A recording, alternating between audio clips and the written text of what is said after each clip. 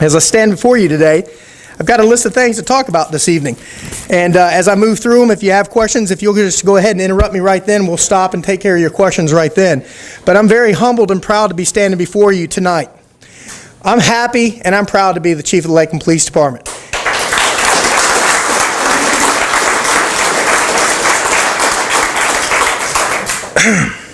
And I couldn't have done it without your support. And I couldn't do it without the support of the men and women of the Lakeland Police Department. But the community played a big role in my selection as the chief of the Lakeland Police Department. I think the community's come together. I think I've said this in the past, that they've surrounded this department. They've put their arms around us. They've embraced this department. And we're prepared for the next chapter in Lakeland Police Department's history. And it is a bright future, so thank you.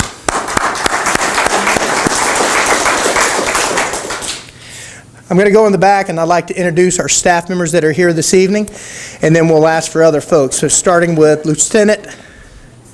You want me to say it? Oh, yeah, you go ahead there, young man. Lieutenant Steve Pacheco, I'm with the Office of Professional Standards. Lieutenant Hans Lehman, Community Services Section Supervisor. Captain Rick Taylor, the Special Services Bureau. Cindy Sharp, the Crime Prevention Unit. Jessica Crawford, Crime Prevention Unit.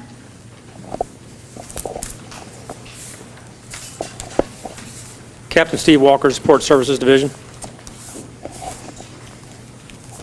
Lieutenant Steve Seeley, Uniform Patrol. Ruben Garcia, Captain, Uniform Patrol Division. Captain Victor White, Investigative Services Division. John Ingracia, Senior Chaplain. Good evening, Mike Link, Assistant Chief of Police.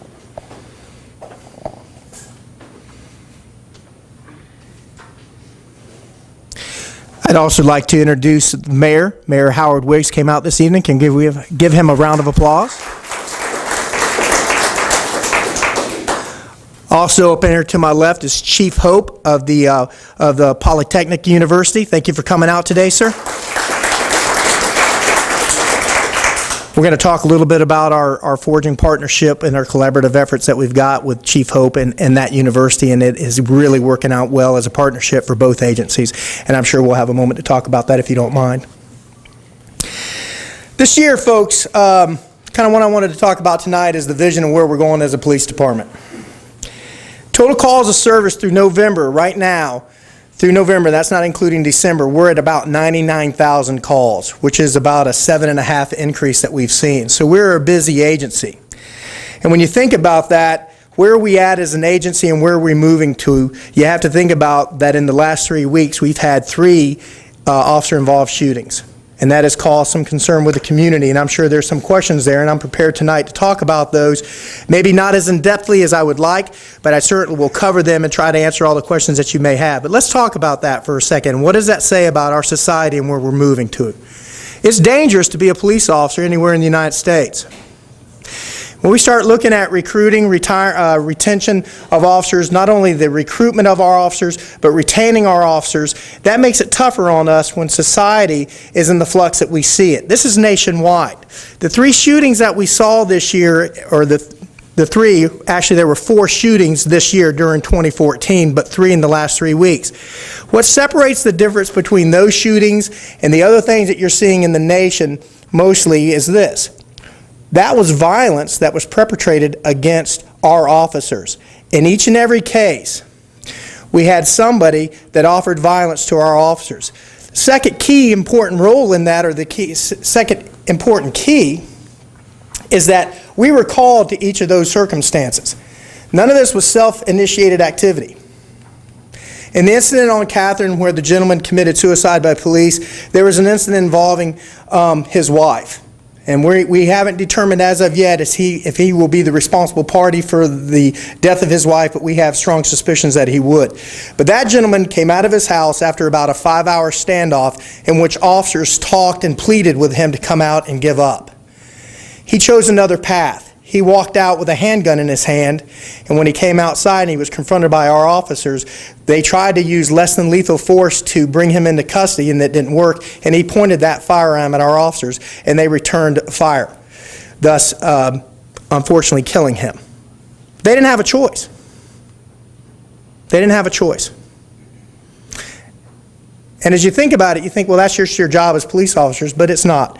It goes beyond that to the emotional distress that it puts our officers under, right here at Christmas. The next incident involved a disturbance just a little bit to the north of us, and it was a large street melee. You had between 10 to 12 subjects in the road fighting. We had an officer arrive. The subjects, as the officers got there, they broke up. One of our lieutenants on the night shift went over and made contact with a carload of folks. That carload of folks ignored the officer's commands to stop and fled from Lieutenant Bolin. Lieutenant Bolin got on the radio and announced that that car was fleeing from him, violating his official commands to stop. Thus, they were resisting his efforts to bring him into custody. They then decided to drive at one of our police officers. Now, folks, this officer was standing in the road. He was trying to get out of the way. They changed the course of their driving and drove toward him, at which time he fired around at that car to try to stop it in the performance to save his life.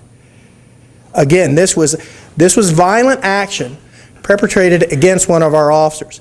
Thank God no one was struck. The car changed its course of travel and avoided striking our officer. That car then continued to lead us on a pursuit that was well in excess of 100 miles an hour down Memorial Boulevard. He jumped out of the car and ran and left it running, and it ran into a building, I believe, is the way it ended up, and we were able to apprehend him. Something that you don't know about, though, is that the officer that was involved in that ended up with a broken arm during the performance of trying to take him into custody. Our officer got a broken arm. Even though it may be funny to some, another officer was actually bitten by one of our canines during trying to apprehend him. One of our officers got out to chase after the suspect. Canine officers got there, the dog was deployed, and unfortunately the dog bit one of our officers. That officer is still recovering today with stitches into his hamstring. That's serious stuff. And then you think, okay, things are going to calm down. 5:30 in the morning, we get called to a home where the neighbor can hear the woman pleading for her life. She's there and she's screaming, "Please put the gun down. Please give me the gun. Oh God, don't kill me." The neighbor can hear this going on. Our officers are dispatched to the scene of a domestic violence call involving a firearm. Probably one of the most dangerous calls that an officer can respond to is domestic disturbances. The officers that arrive there quickly formulate a plan. They sneak up. They can actually hear the guy inside. They can hear the girl. They can hear her pleading, telling him to put the gun down, to no avail. They knock on the door. Their plan was they were going to force entry. As they began to make that plan come to fruition, she gets the opportunity. He's distracted by them knocking on the door. She runs out the back door of the home. One of our officers had worked his way down behind the house, which is good tactics. And as she ran out the back door, he doesn't know what to expect. It's pitch black back there. He doesn't know what's coming out of that door. She comes running out. She stumbles. She goes to the ground. He's able to get her up. Other officers now are rushing to the front of into the back of the house. So you have a chaotic type situation that's quickly unraveling, not having a lot of time to think. They get her up. They move her to cover. And then the assailant walks out the back door with a gun in his hand. Why in the world would he come out like that, knowing that police officers are there? And our officer gives good verbal commands that are heard by the witnesses, telling him to drop the gun. And then a gunshot rings out. And our officer took a shot. Didn't strike the gentleman, but upon our officer firing that round, that person immediately dropped that gun and was taken into custody without further harm. I'll submit to you that in each of these cases, our officers showed unbelievable restraint.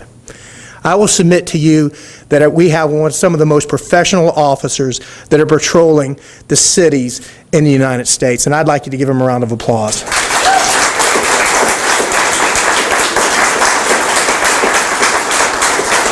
In a day and age when we're constantly being questioned about what we're doing out there, every time we go to a call, we're constantly being asked, what are you doing? Every call, every second that officers are out there. They don't have the time to sit back and contemplate their actions. Sometimes these things happen instantaneously, like a car driving at you at a high rate of speed and you have to make a decision. You're there to protect life and property. And next thing you know, you're having to defend your life without getting ran over by a motor vehicle. Or you go to a scene of a call and it's stressful and you can hear a woman screaming for her life and next thing you know, they're busting out the back door. And what would you do in those moments?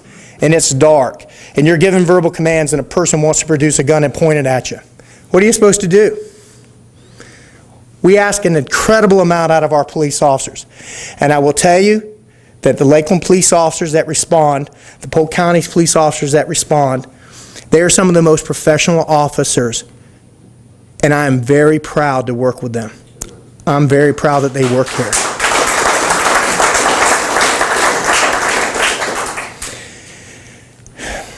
So right now I've got an officer that's recovering from a dog bite, and I've got an officer that's got a broken arm. And those guys are in their 20s. And do you think they're contemplating their resolve to remain police officers? And I'm going to tell you, they're going to do it because they believe in protecting this community. But it's going to take your help.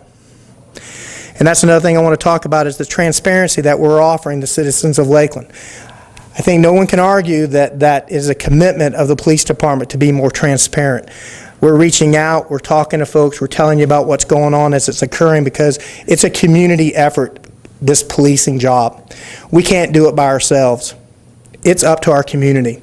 Mike Link, sitting in the back, last year he hosted an idea, he came to me and he said, hey, we want to start a cold case murder unit, Larry, because we want to look back at the families that are still suffering for the losses of homicide victims. And we started seeing an unbelievable amount of people that were coming out and they're giving us information, and we're still seeing that. And I think that is that simple thing that is driving crime down. We're not seeing the shootings that we've had in the past because I think that the people that have the propensity for gun violence are looking around and realizing that the community themselves are tired of this. We're getting calls when people do stupid things with guns. People are calling us and telling us about it. And I think that is giving people pause to commit gun violence because we are seeing a reduction in the amount of gun violence. We are putting a lot of efforts into keeping gang crime down in the city of Lakeland. And I think that we've been extremely successful, and we're going to continue that. So you talk about a vision for the Lakeland Police Department, and you've heard this before, but we've got crime down. Now it's our job to keep it down. Part of that is with the mayor's task force, with the gang task force. We're still working hand in hand. Captain Rick Taylor in the back, raise your hand, Rick.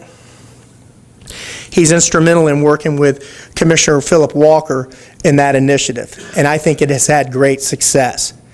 Something that we've learned from that is the education of our youth.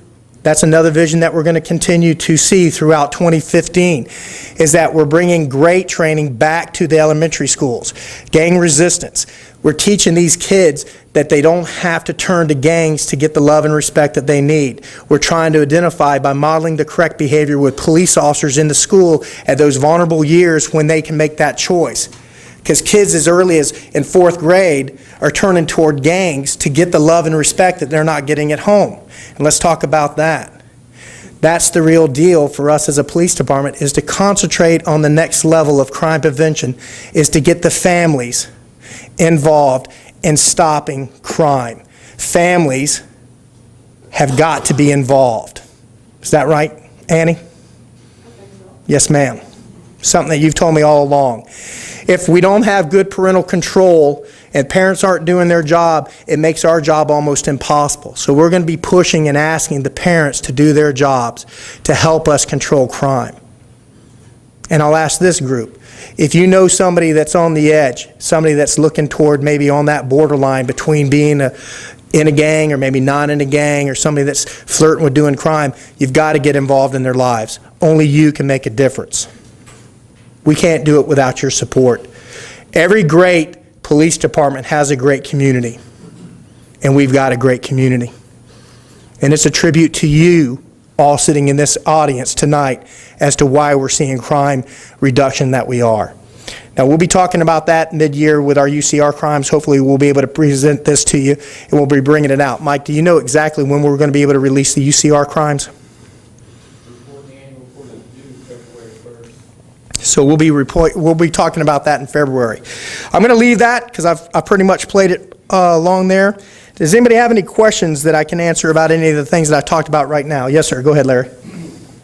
Chief, concerning the mentally ill, Mentally ill. yes.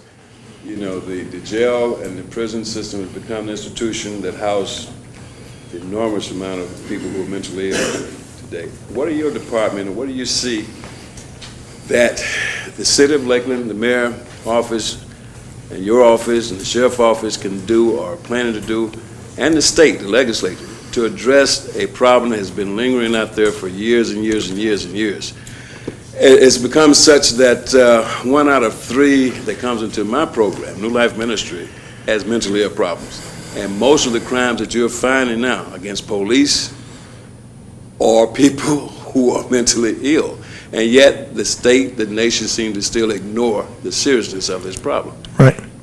Well, we can't do it by ourselves, and we can offer training through de-escalation and verbal judo and talking to folks and training our officers on how to work with people that are having mental illness and they're showing those signs. And that part of that is early recognition with officers, much like you look at how we deal with different factors of society. Like if you see a person that has a mental illness, we want to train our officers that they can quickly pick up on those things. So by having that training, they're able to reduce the amount of anxiety that we're maybe putting on that person, but that comes through training. The other part of that is that it's going to take the other side, just not police, but the community is going to have to help us as well. Again, we come back to caretakers. Who are the caretakers that are looking after these mentally ill folks?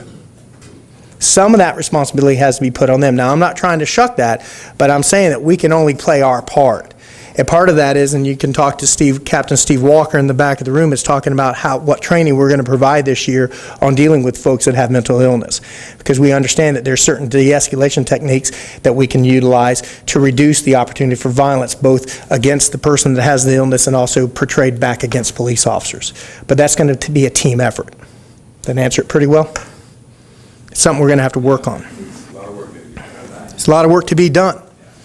Yes, sir. Well, you probably know what I'm finna say. I talked to you a while back, last time we had a chief meeting down there, and I told you how concerned I was about what's happening in this country here. Every time we turn around, somebody getting killed, been shot by police. Now, you remember we talked about that? Yes, sir. And I asked you, what are we doing here to make sure that we don't allow that to happen here in this community? And you told me you was making sure that it don't. But one thing, let me clear myself in right quick here. I'm 100% with this police department. Always will and always has been. But I still have a concern when you said that the guy came out the door with the gun and then they told him to drop it, the officer shot him. Well, one thing, he fired a round, he wasn't struck. He fired a round? Yes, sir. Our officer fired in defense of his life because, according to the officer, after giving verbal commands, the assailant pointed the handgun in his direction. So he fired a round at the officer? No, sir. Our officer fired a round at him when he pointed the handgun at the officer. Okay, all right. My concern is, what are we doing here to make sure that we don't let Lakeland get like the rest of these cities in the United States here? Are we doing any extra training, or do we are trying to retrain, or we think that we got it good like it is now? This guy here that shot him, I hope I ain't mistaken this, but haven't he just been on the force since September? This guy? He had been on our police department since September, but Officer Renew was a former police officer in Salem, North Carolina. Is that correct? Salem? Winston-Salem, thank you very much. And he was 11 years. He was a sergeant there.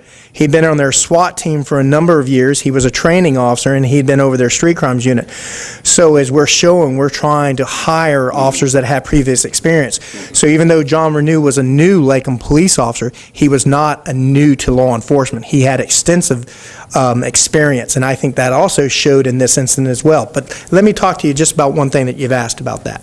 What differentiates the Lakeland Police Department from what's going on in the nation? I think I gave you 3 very good examples. In all 3 examples, our response was to violence that was being perpetrated against our officers. Okay? In each of these cases, we were called to these scenes and we were confronted by violence, which was by its own action necessitated how our officers responded. And I will tell you that our officers responded with restraint, and they were very professional. In each case, as we've talked about earlier this year when we did our presentation to the IMA, we talked about the mechanics of what happens when a police officer is involved in a shooting. Folks, it's not like on television where you see a police officer get into a shootout, he shoots 2 people, and then the next night he's right back out there working. When one of our officers is involved in a lethal force encounter, whether he strikes a person or not, they're automatically placed on 3 days leave. That is standard across the nation. They go and they talk to a psychologist to make sure that they're able to deal with what's occurred, that we're looking after not only them physically but also mentally. We come out and we investigate it. The state attorney's office comes out. They send out their head chiefs of staff of their homicide unit will come out, and they will come and they will look at the facts. They will do a walkthrough. They look at what the facts were presented at the time of the officer's perception, and then they will give us, usually within that time, they'll give us a verbal if the shooting it looks like it's okay, and then through further, after they look at it a little bit further, then they will give us a letter telling us that the shooting was justified. So this isn't just something that happens automatically. There's a lot of work that goes into that. On top of the state attorney's office investigation, waiting them to come back to clear the officer, we send the guns off, we look at the guns.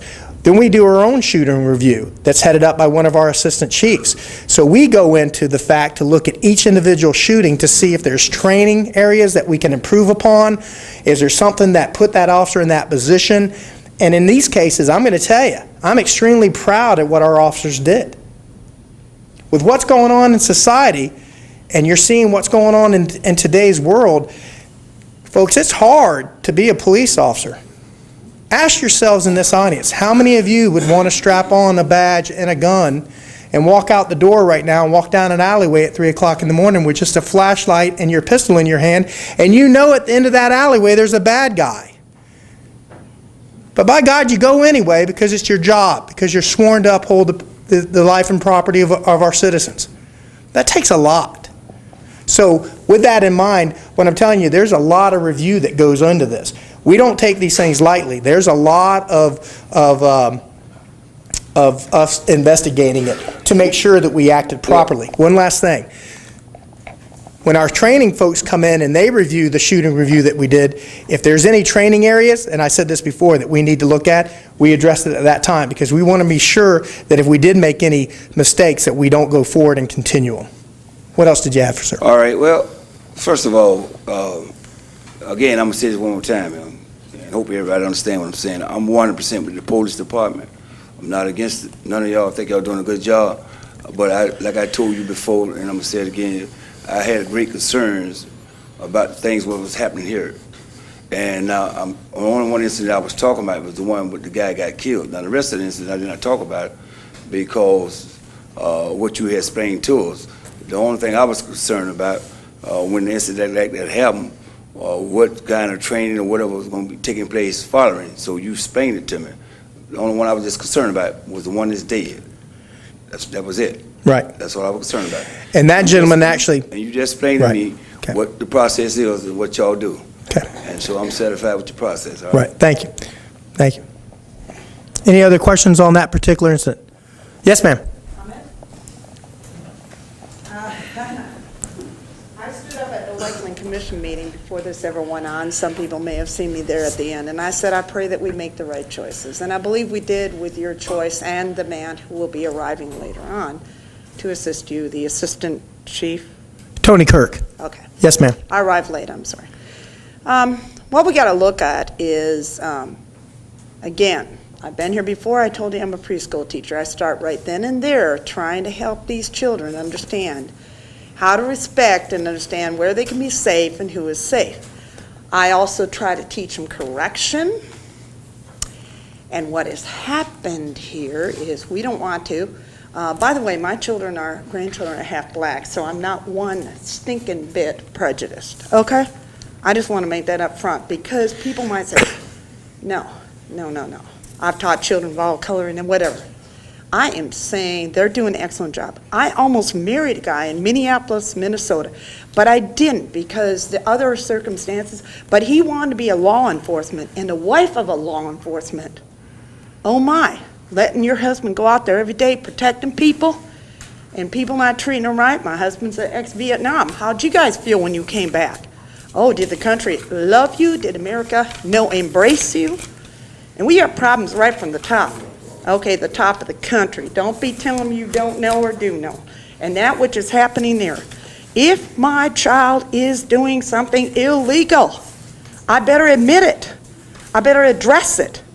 I am so sorry these young men died, but we're there at the right place at the right time doing the right thing. This is where we got problems.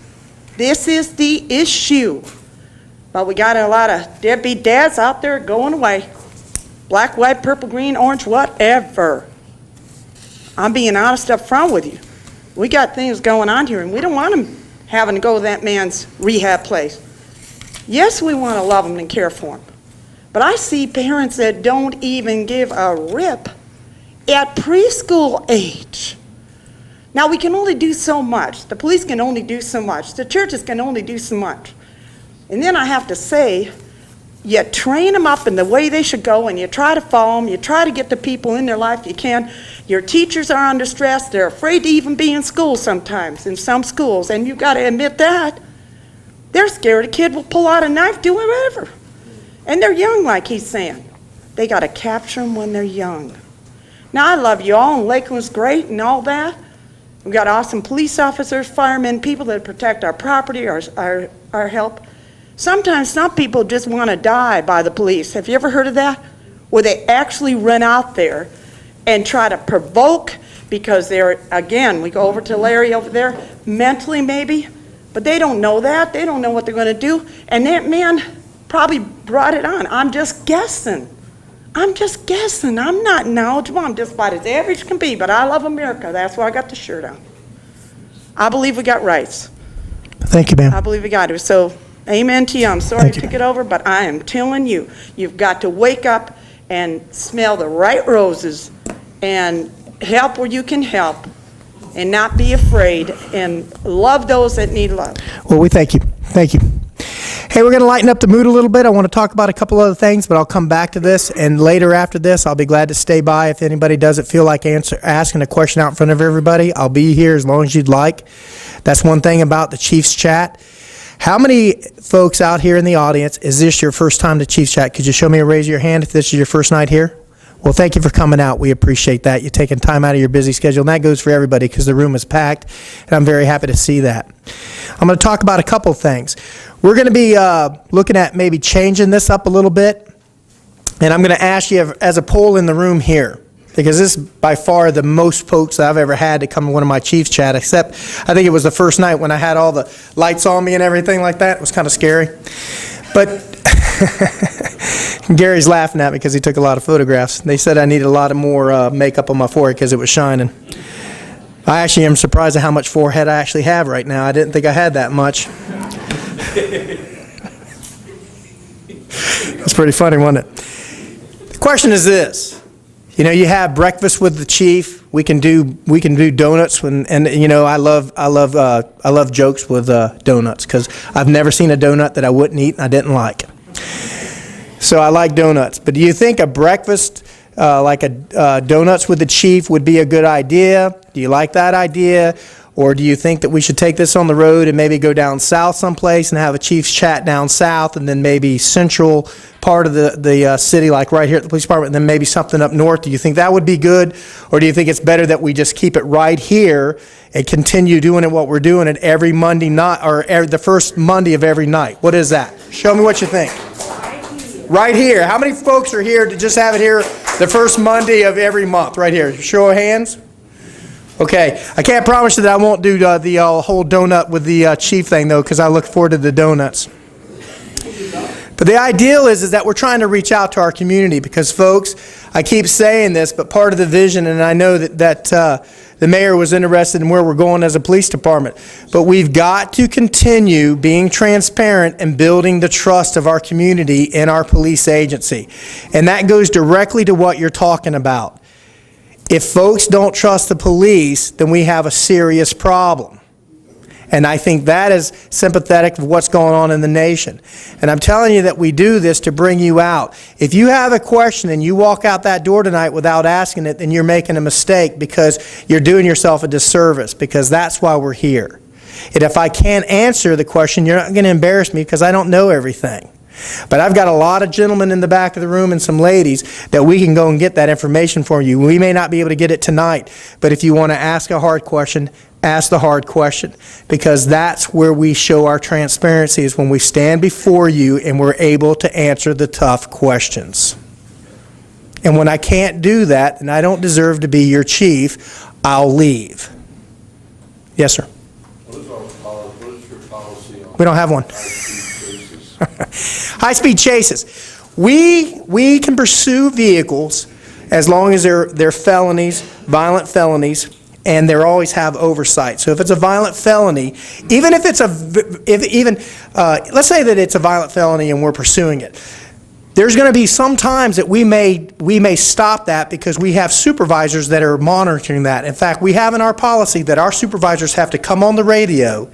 They have to make this announcement: I'm in charge, or I'm the officer in charge of this pursuit. They have to clearly articulate that they're in charge of that pursuit. That way, there's somebody for us to go back to say, you had oversight on this. Let's say that that's a sergeant that's involved in a pursuit. Then it falls to that lieutenant, because we want somebody that is not directly involved in the pursuit to have oversight. So it's somebody that's not directly involved, but they're working the road. So if you have a sergeant that's involved in the pursuit, it would fall to the lieutenant. That lieutenant would come across and articulate that he's the OIC, or he's in charge of that pursuit. Every pursuit that we get into, whether it's 1 block long or whether it's 50 miles, just like with our shootings, we come back and we have our pursuit review board, and we look at the facts that consisted at the time of the pursuit and what the officers were confronted with, and then that board will convene and make a decision whether it's within policy or not inside policy. If it's not inside policy, then sometimes disciplinary action will follow. Sometimes it's training issues, and we will provide the correct training. But folks, we take high-speed pursuits as seriously as we do any lethal conflict that occurs. We can also chase for stolen vehicles as long as they're confirmed. We learned a lesson several years ago that when we stopped chasing stolen cars, we learned from our brothers and sisters in other agencies that crime then rose up, and they were just stealing cars like crazy. So we have to do that. But there's societal values that we have to measure. And is that pursuit, is it, when we're allowing it to continue, we have to weigh the dangers that are being presented to the public. And that falls to our supervisors who are on the road. They're looking at the conditions. Is it raining?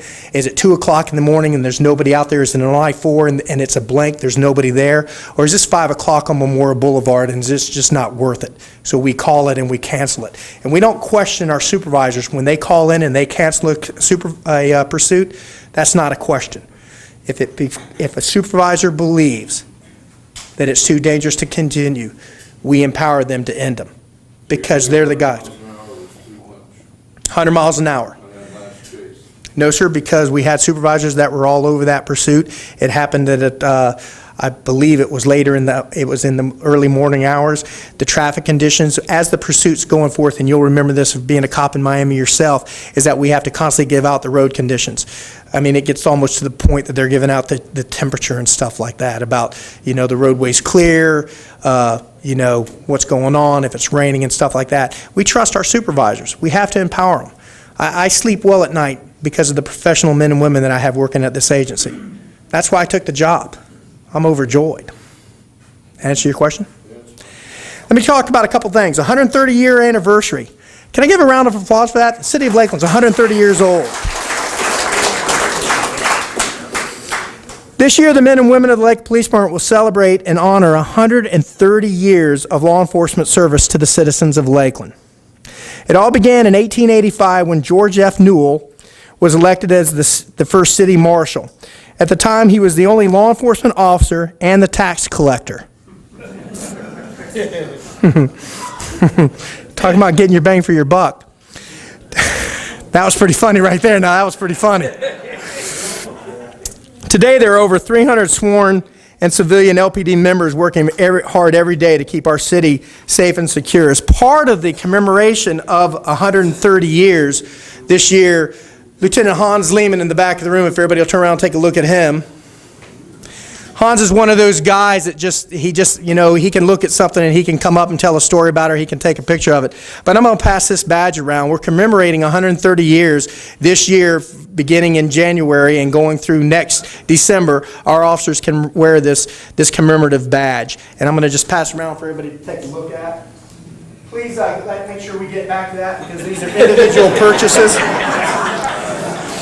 And the lieutenant in the back of the room will take a check, I'm sure, if it doesn't show back up. I don't want to have to do an affidavit of it on anybody. But that's just part of what we're celebrating this year, 130 years, commemorating this great community in this great city. And I can tell you that, again, it is a great city and it's a great community. Have you ever thought about living anyplace else? Because I can tell you, I've been around the country a couple times, and I absolutely love Lakeland. We're very fortunate to live here. The other thing I want to talk about, I'd like to announce, and then I'm going to ask Sergeant Gross to come up and talk a little bit about this, but this National Law Enforcement Appreciation Day. National Law Enforcement Appreciation Day will be held on January the 9th, 2015, and it'll be all day. The LPD is encouraging our citizens to show up for support at LPD on the 9th of January, and we're asking that you bring posters, signs, or wear something blue to show your support. Gary, you want to come up and just talk a little bit about that? Yes, it's going to be from 5:30 to 6:30 this Friday here at the Lakeland Police Department. All over the United States, agencies are doing something to recognize law enforcement by having the public either put a blue light up or wear something blue or a blue ribbon. We decided that it would be great if we could get you, and there's a lot of supporters down here, I see them all over the place, pass this on, get as many people as you can to come down here to the Lakeland Police Department and help us. We're going to have around 100 of these.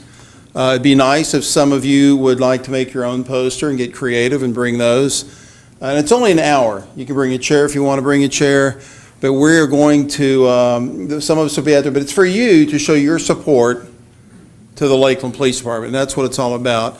That's what we need. That answered your question. What are we doing working with the community, trying to build those bridges? And I think we're doing a good job with that. So, and also I'd like to, where's Captain Taylor? I know he's in here somewhere. Captain, can you come on up for a minute? There's another topic, and I know he's got it, with the Youth Summit coming up, correct? Something of that nature. So I'm going to turn it over to him because he's got that information. Chief, I don't need you to walk away. You got to come up here and take this from me again. Just to talk to Mr. Turner and his questions, Commissioner Walker asked me about a month ago to be involved in a program that he's heading up, which I believe is called Project Alpha. And on Saturday, January 31st at the Dream Center, we are going to have, from what I understand, close to a couple hundred.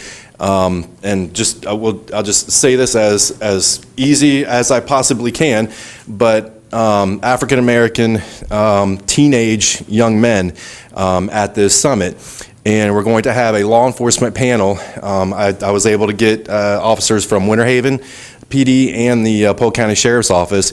Myself, Chief Giddens, a couple others from LPD are going to be there, and we're going to speak to our young African American males particularly, and talk about interactions between us and them. A very open and frank conversation is what we're hoping to have. You know, and our goal here is to never have a Ferguson, I hate to put it out there like this, but a Ferguson type of incident here in Lakeland.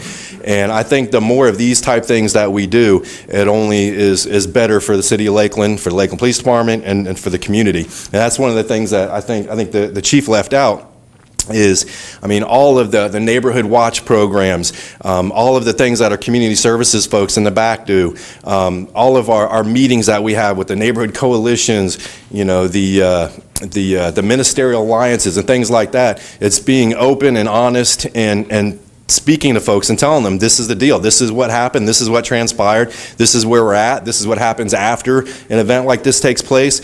We just did that a few months ago with the Ministerial Alliance. You know, we walk through what happens when we have an officer-involved shooting. And I think that's one of the things that you're going to see with this chief is he's going to lay it out. He's going to tell you the facts, and he's not going to leave our citizens to question and wonder why those officers or that officer pulled the trigger or why that officer had to take that type of use of force. I think you're going to see this with this chief, and I think for those reasons we're going to avoid, you know, that type of Ferguson type incident, you know, that we're seeing across the country. I can tell you that other police departments all across the country are learning. We all learn from our mistakes and you know, little things that we do wrong, and I think you'll see law enforcement change here. You know, there's going to be a lot of things on the horizon for small police departments like us. And like I said, this little forum that we're having at the end of this month is just that type of step in the right direction. You know, open and honest communication, two-way dialogue. This isn't going to be police officers talking to these young men. We want to encourage two-way, you know, back and forth dialogue, you know, questions and answers and things like that. So that's just one of the things coming up.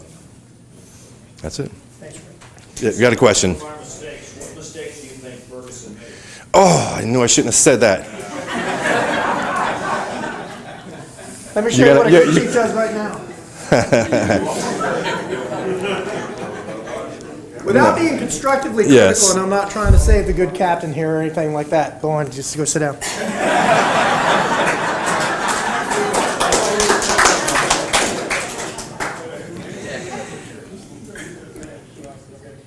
You want to be careful that you're not, when you're looking at another agency and their performance of their duties, but there are lessons that we learn from that incident. There's things that we do here that are a little differently. When we go to the scene of a crime that's involving a homicide, oftentimes we will take steps to prevent onlookers from being able to look at a body for an extended period of time. Understand that there's constraints that are put on us by the medical examiner's office. We also have to wait for the state attorney's office to arrive sometimes, so we have to leave things in place. But we have devices and we have tarps and tents and stuff that we can cover things up, that you can avoid some of the emotional distress that you saw building throughout that whole day in the manner in which that occurred. Do you understand where I'm going with that?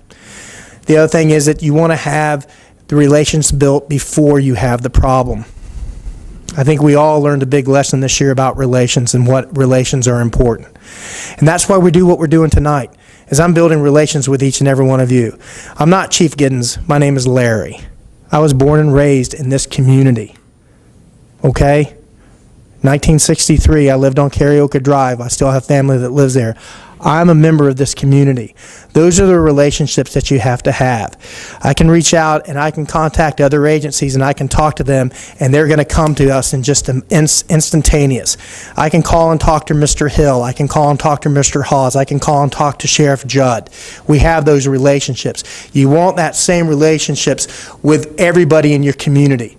Whether the crime happens in the south or in the north, we want to be able to reach out and talk to people, and we want to be transparent and explain what occurred. And I think that when you build that relationship, that will offset some of the things that you've seen happen. Not all the time. A lot of that, you depend on the community to step up and assist you. That's why we keep talking about community, and I think Rick talked about that, but I was going to get to it there, Captain. I have it down here to talk about just what our community services unit does for us by going out and interacting with the neighborhoods. I don't know if y'all know this or not, but we meet regularly with every neighborhood in the city. Whenever a neighborhood has a meeting, we have officers that are there, either officers that work that area or community services. Our community services unit go out. We provide a lot of stuff to the community through crime prevention, through environmental design. We'll come out, we'll look at your home for free, and we'll tell you how you can harden that home by using lights, locks, and alarms to make it harder for criminals to attack your homes. We're doing a lot with the community in the hope that when something bad does happen, that we already have those relationships. And when I call you on the phone, I'm calling you as Larry, not Chief Giddens. I'm calling you as Larry to talk to you about what's going on and tell you what's happening. I did that the other night at the scene of the shooting. We're reaching out to members of our community to tell them when things happen so they don't have to hear it on Facebook, because we're having to change the paradigm, folks, because instantaneous information is available. Information goes so quickly. 20 years ago, we didn't ever talk about homicides because they didn't get outside the police realm. Today, that stuff's out there the moment that it happens. We've got people taking pictures of it and send it. I had a homicide involving a 16-year-old kid that was shot in the head by another 16-year-old. They were Facebooking the pictures of the body. That's how we found out about it. We've got to change the paradigm on how we're getting information out. We've got to get in front of that curve. And how do you do that? You get in front of it just like I'm doing today. You forge those relationships now. You have to trust one another. We're only as effective in policing this community as y'all allow us in what y'all give to us. And by golly, I can guarantee you that we're going to give back to y'all in a professional manner. Did that answer your question, sort of, kind of? Without getting into too many of the details? Thank you very much. That's why I asked the good captain to leave. The other thing, yes, sir. Yes, ma'am. First thing I want to compliment you on 44% reduction in the gang activity. Yes, ma'am. You all have done a marvelous job in the city of Lakeland. Thank you. Since you have the job now of being the chief, what's your #1 goal for the police department, and when will your assistant begin work? The #1 goal, and when will my assistant begin work? Let me answer it backwards. The assistant chief that we're looking to hire, his name is Tony Kirk. He comes out of Topeka, Kansas. He went through the same process that I did. In fact, when I first met Tony, I went up and I shook his hands. He's a big guy. He's about 6'5", and as I was looking up at him, I said, "Hey, I might be working for you in a couple of weeks." So I want to make a good impression on you because he could be my boss. And that was really strange for me to go through that process, because I was in the process with 7 other guys that could be my boss in a couple of weeks. I'll be right there to you, Rick. So I'm trying to make good impressions so I don't lose my job when they become the chief of police. I had no idea that I would be selected. I was very surprised by it. Humbled and proud, but surprised by it nonetheless. But he starts hopefully somewhere around March is what we're anticipating. But he still has to complete his responsibilities with his current agency right now, and once he meets those obligations, hopefully we'll be able to process him in. He's still got to go through a 2-week crossover and get a standard so he can be a police officer in the city of Lakeland. So did that answer that part of your question, ma'am? But my #1 goal, I have it written right here, is the recruitment of our officers. That's the most important thing for me. Folks, since I've been a captain in 2009, I was selected as a captain. Since being a captain in Uniform Patrol Division, I've averaged 14 openings a year since 2009. This leads to lowering morale. It leads to people getting burned out. It leads to mistakes. My #1 goal is to get us up to the number of officers that we're allowed. Very fortunately this year, folks, our city administration, who supports this police department greatly through Mr. Thomas and the city commissioners, they allowed us to pick up an additional 4 officers plus 2 overhires, and we're very happy to have those guys. So that's a total of 6 officers that we'll be bringing on. As of today, I was told that if we get the 5 conditional officers that we have out on the table, we're down to 1 opening at the Lakeland Police Department. Now, unfortunately, if you have 8 guys in the academy, you're probably going to lose 1 or 2 because it's not easy to be a police officer. It's not easy to be a Lakeland police officer. There's a lot of dynamics that you have to do. We're not looking for a lot of people. We're looking for the best people. I'm going to say that again. We're not looking for a lot of people. We're looking for the best people because that's what you deserve as a community. And that's what we want as the staff members of the Lakeland Police Department. We're going to provide you the very best service that we can. So hopefully, by the end of, what would you say, Steve? June, we'll be up to speed. We'll have all 231 officers, which is our full table of organization. Now, we've already got some guys that are in the drop program. We know we're going to lose 3 about mid-year, so we'll already be hiring to get ahead of that. But I hope that by having all the positions filled, we're going to see a lot better morale issues are tough for cops, when they're having to work overtime and you're getting called in. So we're hoping by filling up all those positions that we're going to reduce the anxiety and the problems that we're facing with having these amount of openings. But to answer your question, Ms. File, is the recruitment. The other thing that I have to be sure of is that we mirror our community, and that's the demographics, and we've done a great job on that. And I hear a lot about that, but I want to tell you all that we look for, through CALEA, which is another one of my goals, is to get reaccredited. It's not easy. It's not easy, but you can get accredited through CALEA.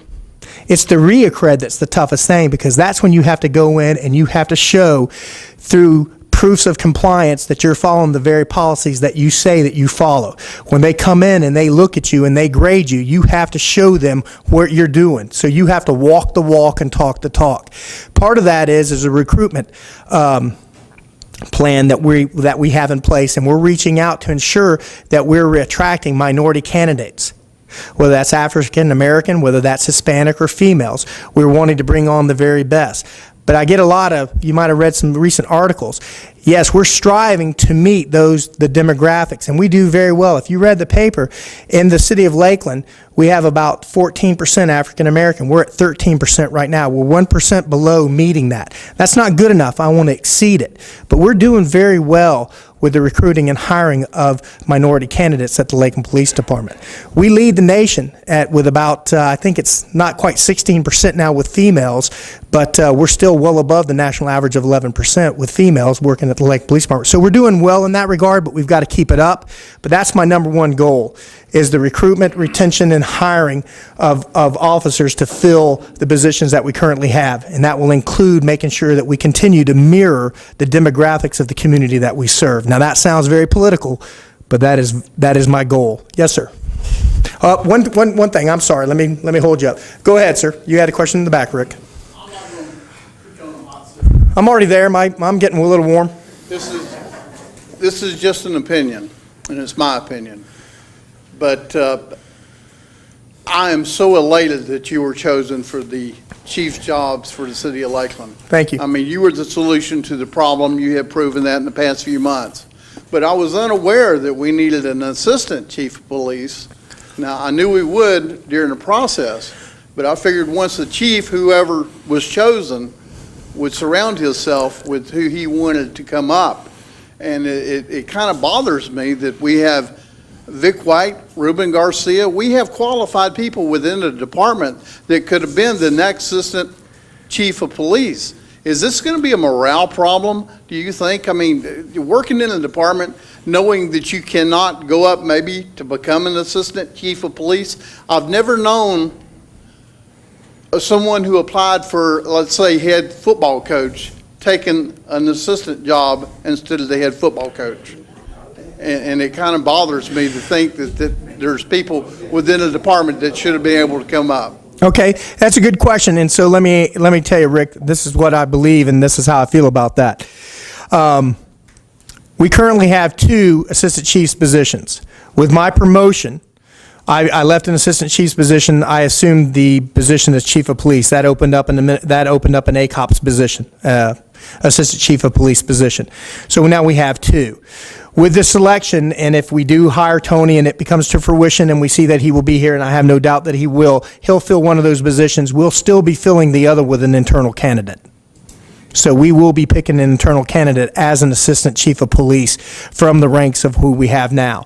And those gentlemen that you named being Captain Victor White, Captain Rick Taylor, Captain Steve Walker, and Captain Ruben Garcia, I hope will certainly put in, and we will have a selection process along with that of Assistant Chief Kirk, and they will be, one of those gentlemen will be fortunate enough to be selected as the next assistant chief, and that will come from the inside.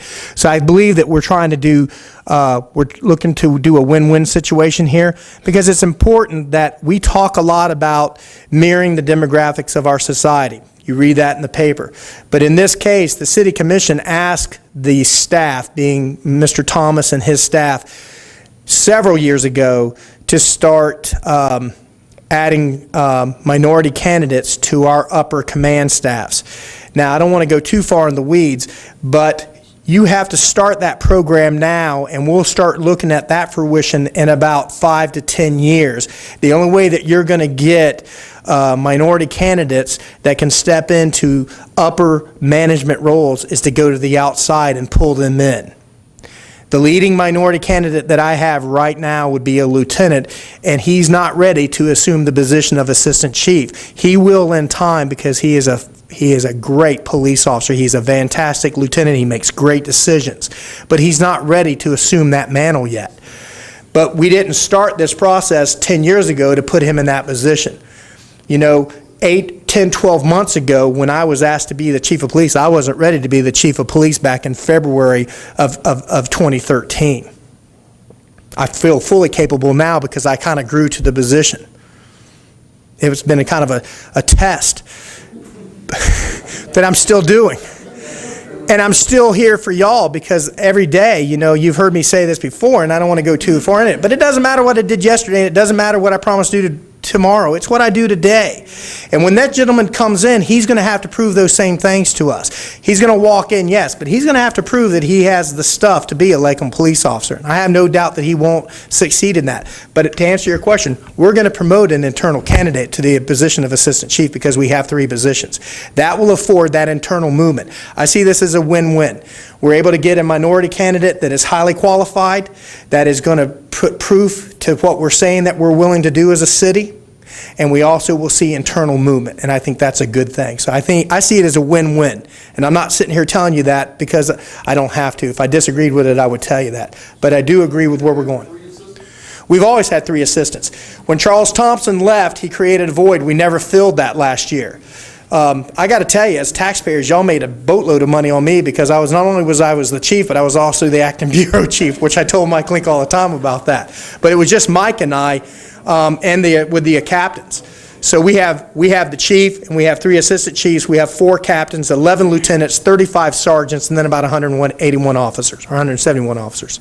Yes, Mr. Ruffin. I'm so thrilled that you got the position. You've demonstrated during your brief tenure as interim chief that you are certainly a change agent, and you've done a lot to restore a positive image to an entity that was plagued by a lot of scandal and a lot of problems. So I thank you, and I think I speak for many of the other persons here present tonight. We thank you for your efforts in helping to restore the image of this police department. There's much work to be done. We all would agree with that. And so, having said that, the other charge that I'd like to give is to all of the persons that are here tonight. The officer alluded, or someone in the audience alluded to the situation in Ferguson. I want to say to each of you present tonight that all of you are parents, some of you are grandparents, and there are educators here in the room tonight. And I appeal to you. It's very heartening to hear that you all are going to be doing something with the fraternity. I think that's outstanding, and I'm so pleased to hear that. But I want to appeal to each of you here tonight that you go back, and as you talk to your grandchildren and your children, please inculcate to them and impress upon them that they must follow the directives of police officers. If they're stopped for any reason, that they must, one, be courteous and respectful to police officers. I do believe that some of these scenarios and some of the tragic situations that have occurred around US of A is because a lot of the persons involved did not follow the directives of those law enforcement officers. So I impress upon each of you here tonight, Dr. Terrell, who is an educator, for you to talk with your students about the need for them to comply when an officer, if they're confronted with a situation with law enforcement, that they need to comply with that officer's directives. That's correct. Thanks, Mr. Ruffin.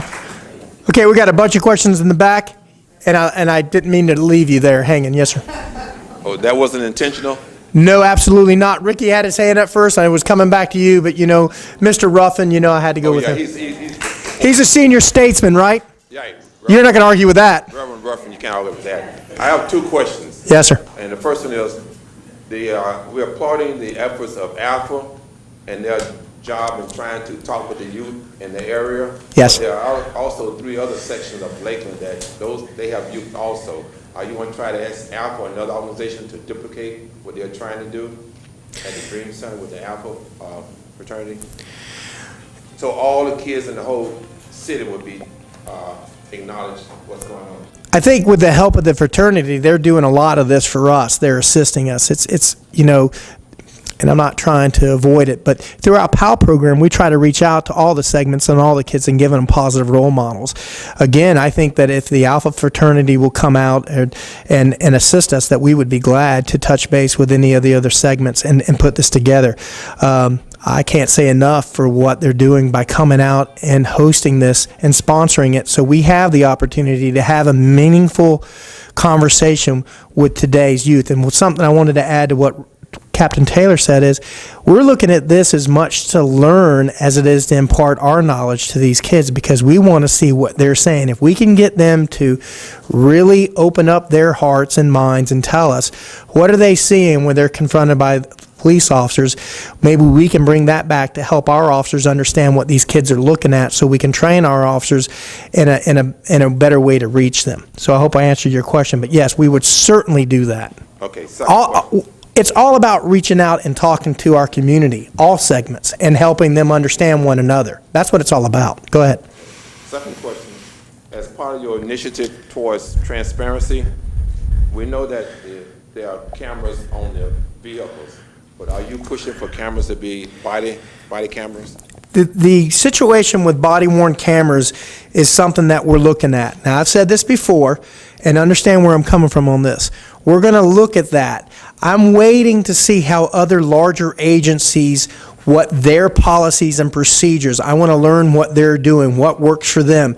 We had an agency just to the west of us that had problems with the cameras always dropping down. Like, if you notice how I'm wearing my mic right here. Well, if that was a camera, we want to have a system that we understand isn't going to limit the mobility of the officer. What kind of platform are we putting this on them, so at the inopportune time, and it always happens, that the camera does this.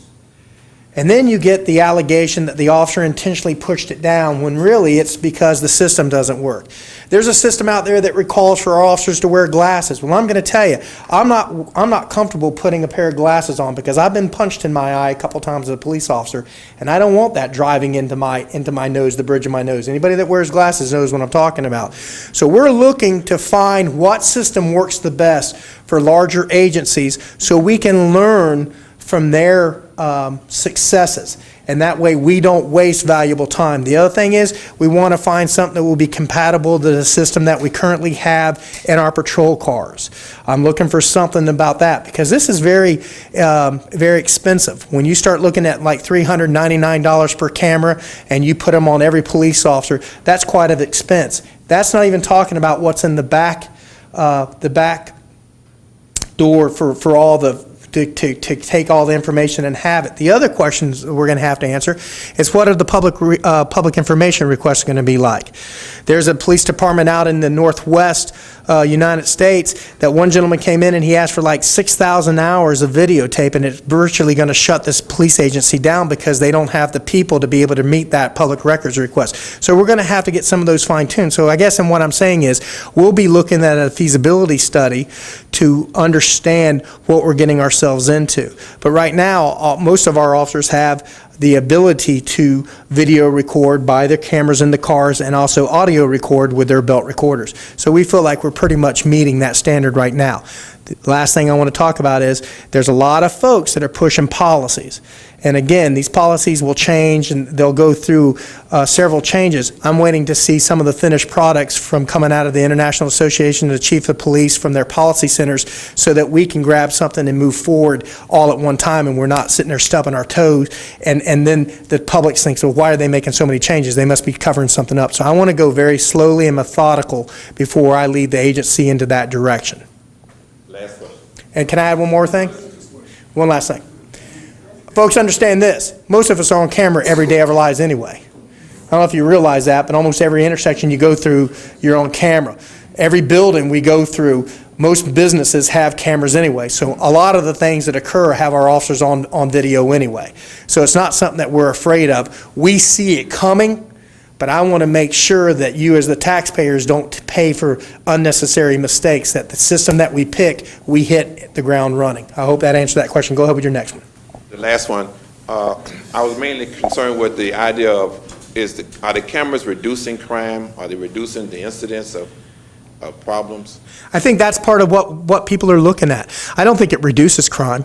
I don't think the point of that is because so many people have, I mean, I can pick this up and I've got lots of video on there, good video, and that you can take a lot of video with these cameras. So in essence, I think we always have that capability, but I don't think it reduces crime by any stretch of the imagination.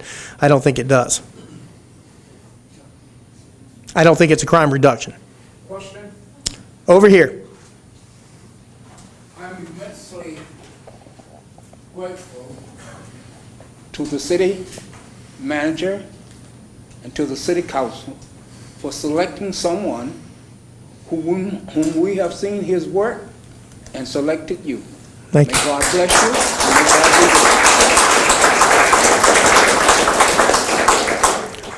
you. Mike Link's in the back saying, give me a pin so I can burst his head. I keep asking Mike to come up here. He keeps saying, no, you go ahead. So he's the smarter of both of us. I can guarantee you that. Yes, sir. This is the second one of these meetings I've been to, and I say the demographics are about the same, and although more people here tonight.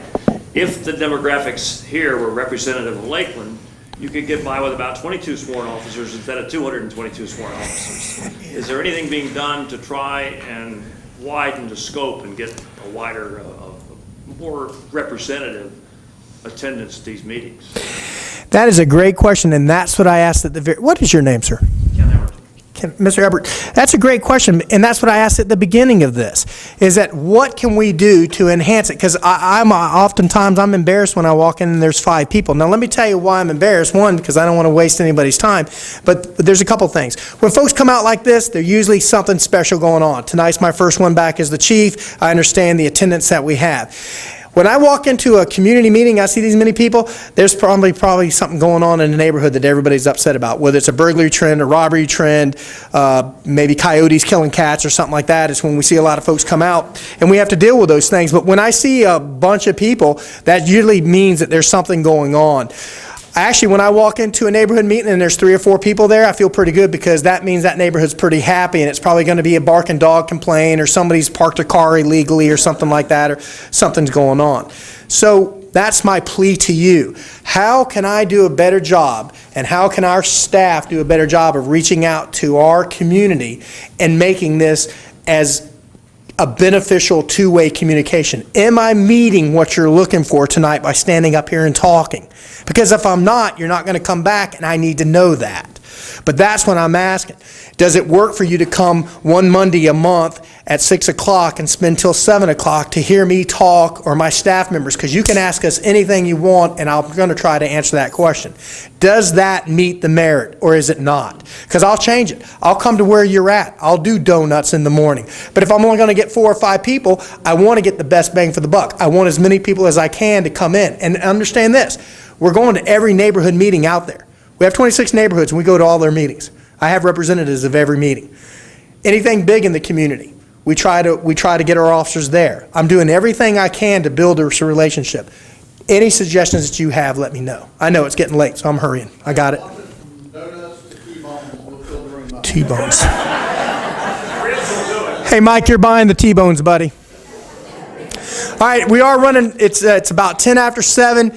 You know, it's something we do want to try to keep these meetings concise into an hour. Again, I don't want to hold everybody up because people are, oftentimes they'll be polite and they don't want to walk out and they're saying, please let us go. So I'm gonna start drawing this to a close. If you have questions that you would like to ask me that you don't feel comfortable having a mic, talking to a mic, please come up afterwards. I'll be glad to sit here and answer all your questions until I satisfy all the questions in the room.